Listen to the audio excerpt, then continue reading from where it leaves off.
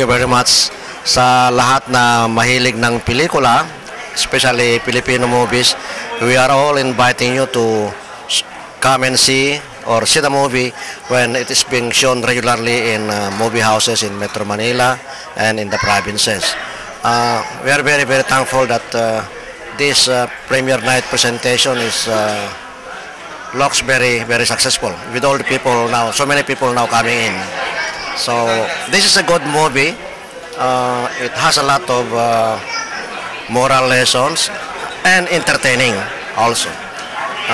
And we are very, very happy that we have been receiving support this early.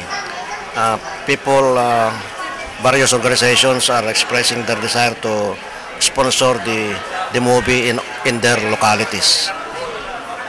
So Direk, what gives you inspiration to do this movie? Ano po bang kakaiba? Kasi since Pinoy Super Kid, medyo fantasy po ba dating neto? Yung parang Darna? Fantasy. Kasi what inspired me to do this movie are superpower heroes from other countries like Captain Marvel, Superman. Dapat naman meron din Pinoy Super Kid. And I stress on the word Pinoy. Kasi katulad yung sa Amerika, meron silang Captain America. Bakit? Dapat naman tayo meron din Pinoy Super Kid, di ba? So I want to establish that identity na talagang meron Pinoy Super Kid, which the young people will love so much. Para bang Harry Potter, ganon. Gustong-gusto nila yung mga ganon. So, very educational. Of course, there are fight scenes, pero kontrolado yon. Dapat pambata talaga. So lahat po dito, Direk, talagang pwedeng panoorin ng mga bata. Rated GP, kumbaga. Yeah, tama. Talagang ganon ang ginawa namin para mapanood, para hindi naman sayang.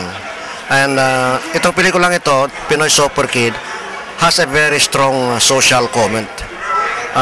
We touch also on mga graft and corruption, dishonesty in a very, very, very light way. Very, very entertaining. Hindi naman yung confrontational. Aside from this movie, Pinoy Super Kid, do you have any other movies that is coming up or that is in process of shooting? We are already planning Pinoy Super Kid Part 2, Bohol Adventure, because we will be using Bohol as our location. We have to make use of the Chocolate Hills, parang to help promote tourism in the country. Nakausap niyo na ba direct yung DEX or DOT para they can also promote? We will talk to them kasi very important ito na gawin namin yung Bohol Adventure.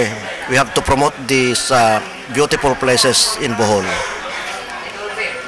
Kailan po ipapalabas to sa mga local cinemas? August 1. So can you invite the viewers? Yeah, please go and see the movie. It's very, very interesting. Meron mga suspense, action, at saka nakakapayak din. So, bring your family from the kids up to the adult. Maganda. Hindi kayo magsisisi.